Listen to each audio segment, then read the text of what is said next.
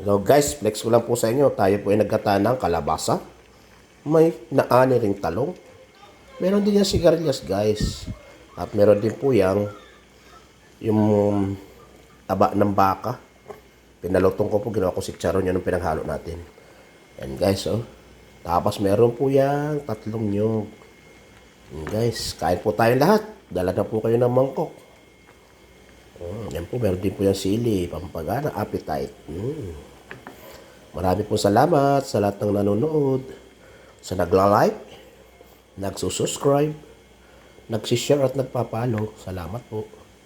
Saka po maraming salamat din po sa nagbibigay ng mga star na, ng mga flower, ng heart. Salamat po.